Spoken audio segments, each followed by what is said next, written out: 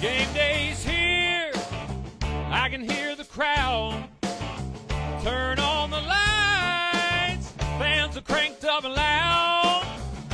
Red or blue, we wear it proud.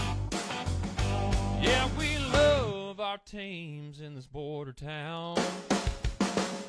Chiefs and Royals, Blue Mizzou, Rock Chalk, Jayhawk, KU.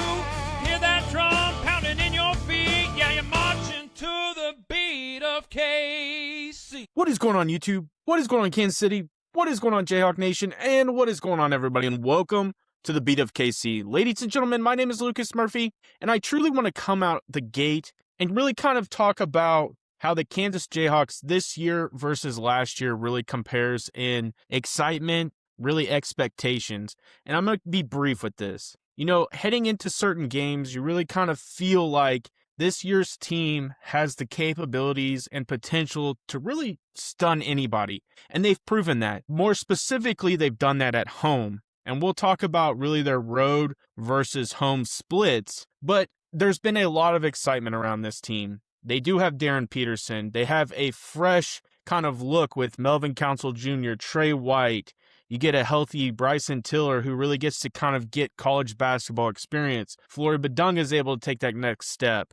You kind of start to see some depth really developing with this team. So to me, there was a lot more excitement around this team versus a last year's team who really had a ton of late in their career type of college players in DeJuan Harris and KJ Adams. Hunter Dickinson as well really kind of wore out his, a big fan of Hunter Dickinson. I enjoyed him, but really kind of wore out towards the end of the year. And they just did not have high expectations. When guys would get into foul trouble, they didn't have the depth. That team really struggled in big situations. You don't really anticipate that happening this year, but ladies and gentlemen, they were absolutely overmatched, outplayed, outcoached. If you want to just go down a list and check the box, it all happened in Tucson over the weekend on Saturday. The Jayhawks would fall 84-61 to the Arizona Wildcats. Now, when we jump into this, ladies and gentlemen, it's the reason I really kind of built that up in the beginning is because heading into this game, this was a game that would have really kind of set an absolute bar for this team. You would have really kind of solidified yourself in a top position in the Big 12. You would have really kind of forced the hand for an Arizona Wildcats team to really play at an extremely high level against an Iowa State team who is very Jekyll and Hyde at times, but when they get hot, they are extremely hot. You know, going into Arizona, who really has an extremely good home record ever since their head coach took over, they really are a fear. They put a lot of fear into their opponents at home. And it definitely was on display in this game. I wouldn't say the crowd was overbearing in any way.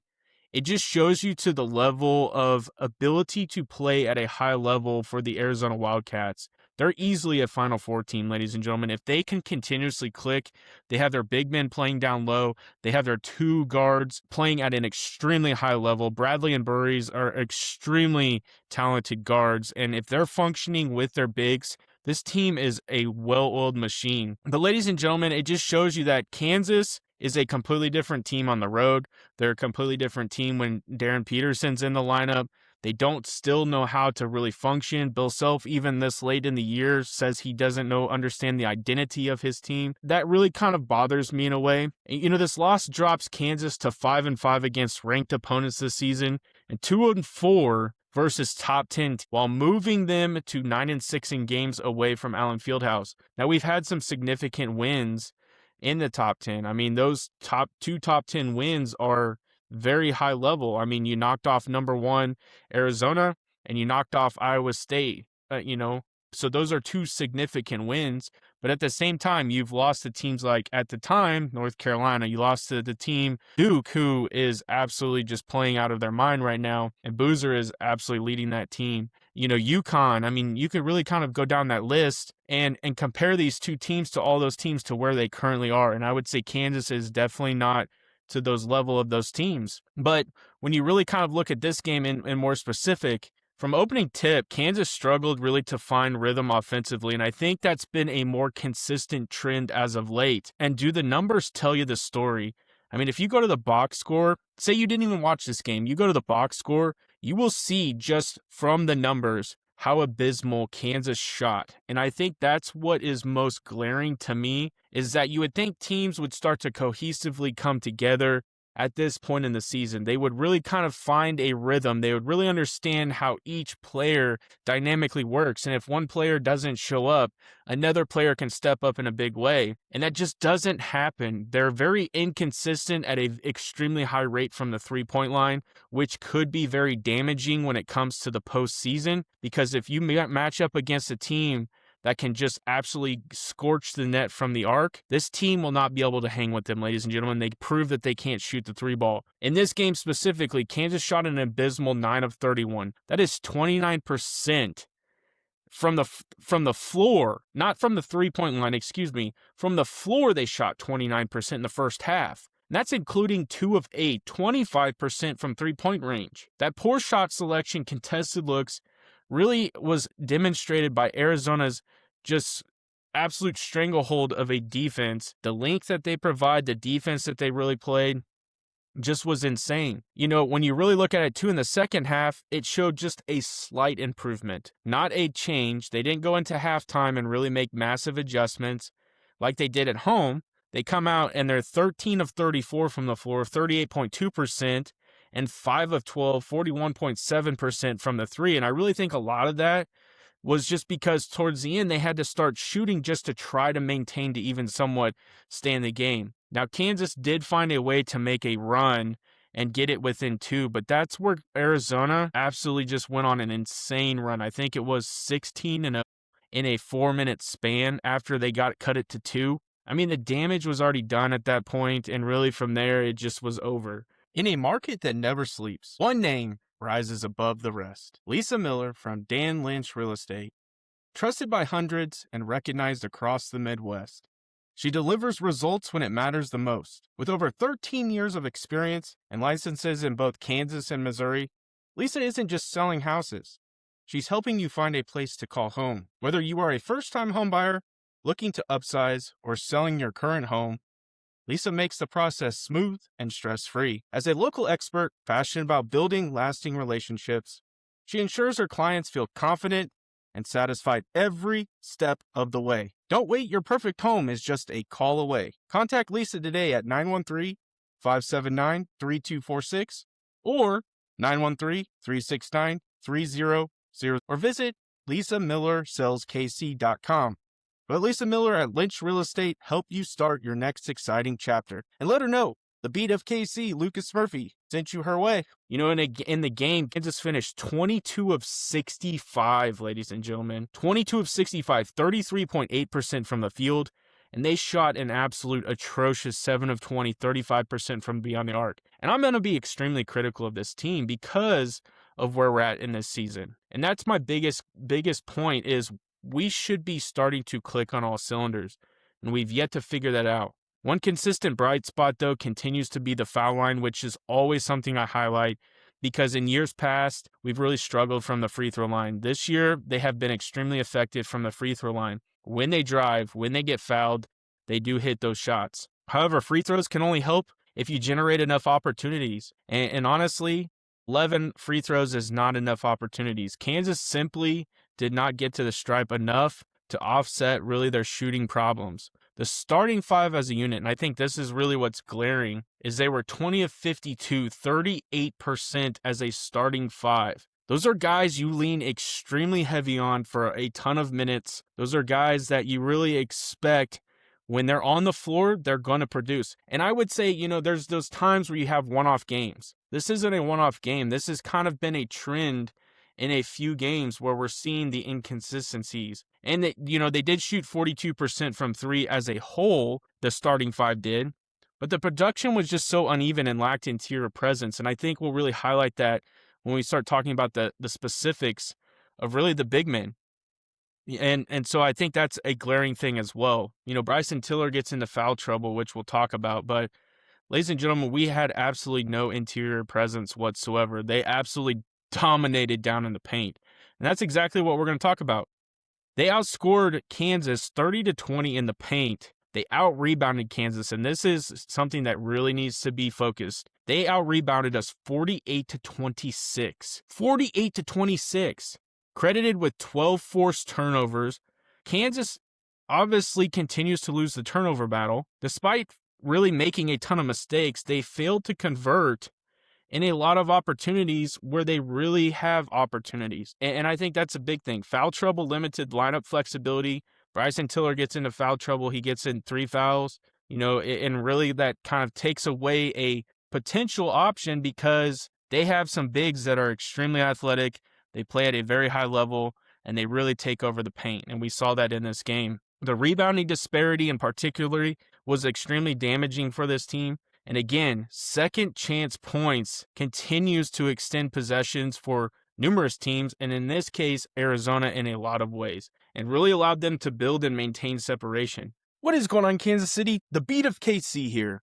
And I want to provide you an opportunity to check out one of the most coolest apparel companies that exist out there. We take pride in what we represent, and that's why the Beat of KC is teaming up with Homage, the brand built on celebrating sports, pop culture, and moments that defy us. Homage isn't just another clothing company. No, they're not. They specialize in ultra-comfortable, premium quality apparel that blends vintage vibes with modern style. We're talking buttery soft tees, ladies and gentlemen, classic graphics, throwback logos, and iconic gear that brings real-life nostalgia back to life. From repping the Kansas City Chiefs to rocking the Kansas City Royals all season long, Homage helps you wear your loyalty loud and most definitely proud. Their designs honor legendary teams, unforgettable eras, and the culture that makes cities like Kansas City so special to you and I. And now through our partnership with the Beat of KC, you got the perfect excuse to upgrade your game day gear. Premium comfort, timeless style, pure KC pride. Make sure you guys scan that QR code if you're interested in any type of apparel related to Kansas City. Remember, Homage and the Beat of KC, because in Kansas City, we don't just support the culture, we wear it. Now here's what is glaring. Between Flory Badunga and Bryson Tiller, those two alone managed just 4 total points and 6 rebounds. Ladies and gentlemen, we're talking about your two bigs. We're talking about a guy that's 6'11", and a guy that's, 6'8", and going against, a guy that's 7'2", and roughly a little bit less than that. Guys, we managed 4 total points and 6 rebounds between our two bigs. Numbers that simply just aren't enough in an environment, let alone an environment that has that type of record on the road. And that's an elite opponent that really just, again, strangleholded down in the paint. Now, when you look at individual performances, Darren Peterson led Kansas with 24 points. But ladies and gentlemen, he shot an extremely high amount of shots. And you're like, again, when you look at that, you're thinking 24 points, man, he really absolutely went off. Ladies and gentlemen, if you look at his actual shooting, it was not great. He just took so many shots that he was able to manage 24 points. If he would have made half of what he took, he probably would have been closer to 40. But that's the thing is, he takes a ton of shots, he takes a ton of opportunities, and that's really something I want to focus on. When he starts to do that, he's showing his skill set, but he's not allowing those other guys to play to their level. He's taking a ton of shots, so when he misses at a high rate, it's not allowing those other guys contribute, and you're almost expecting them to be perfect to maintain a team against a team that plays as a unit, not one player. Braden Burries isn't playing by himself, and you can go down the list. Those guys are playing as a unit. They're not playing as one individual, and that's what it's felt like. They just don't know how to play with Darren Peterson on the court, and that's the biggest thing. You would see Trey White get 13 points, but he added his perimeter shots, which I'm still excited to see. You only expect Trey White to hit really 2 to 3, maybe 4 threes. If 4 is a high number, 2 to 3 is really where you expect Trey White. He was able to hit 2 threes, but the biggest thing is Trey White isn't as effective driving the basketball as he needs to be. Melvin Council Jr. contributed 13 points, but there's a lot of the times where he's driving and he's just not finishing the basket into the basket. Melvin Council Jr., needs to continuously be that dog that we're used to seeing. And Marco Jackson, Jamari McDowell, we were able to see even a ton of the bench because this game got so far out of hand. We were able to see some other guys come in and really kind of provide some minutes. We even saw Paul Mbaya come in when Bryson Tiller got in foul trouble. But that really kind of shows you that this team has still no identity when Darren Peterson's on the floor. They just don't know how to function with him. It completely takes away, from my opinion, it takes away a lot of the opportunity to do things down low where we've been effective at times. Our rebounding was just atrocious, ladies and gentlemen. That is just unacceptable. I know Bill Self is going to be very critical of the rebounding aspect. I'm sure he'll go back and watch tape and just constantly kind of shake his head at how many second chance opportunities that Arizona Wildcats team had.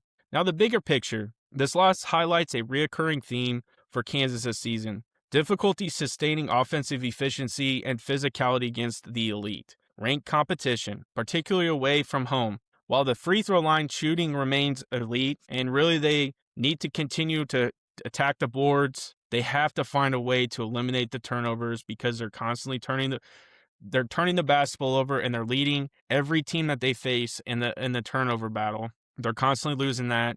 They really have to correct these things before the postseason gets here, because they're not going to have the Allen Fieldhouse home crowd once they get past the Big 12 tournament, because obviously those games will be in Kansas City. But even then, ladies and gentlemen, you're playing these elite teams, you're playing the high-level teams once you get later into the Big 12 tournament. But when you go on the road for the actual March Madness tournament, you're not going to have that Allen Fieldhouse crowd, and they're going to have to find a way to play as a unit. And I think really what you need to figure out in these last two games, because they play their last two games. The first one will be on Tuesday. They will play Arizona State in Tempe. They play the Sun Devils. The Sun Devils are currently the 12th team out of the 16 teams in the Big 12. They average 1 point more than the Jayhawks on offense, but that's not really what matters. It's the fact that they allow roughly 10 more points than the Jayhawks do on defense. So the Jayhawks have an opportunity to kind of really get off the snide of this kind of funk that they're in and get going with these last two games. They will finish out the regular season at home against the Kansas State Wildcats, who are just in disarray right now. They obviously lost their coach. There's a lot of problems going on with K-State. You should absolutely decimate Kansas State inside Allen Fieldhouse. So they could really start to build momentum as they prepare for the Big 12 tournament, and that's what they need to do. They need to prepare themselves. They need to really start to create an identity. They need to start shooting better, and they need to start rebounding better. Those are really the key things we need to focus on in these last two games. I appreciate y'all checking out this video. I hate to be absolutely negative, but I have to be real in this, and I have to really kind of provide you guys what actually went down and where this current team is at. I'm still excited. I think that they can make a run. I think if they can start playing together and they can really start to understand how to function with Darren Peterson on the court, and I think that they can make some noise. I appreciate y'all checking out this video. Make sure you guys smash that like button, smash that subscribe button, and I end every video the exact same way. Have a good day.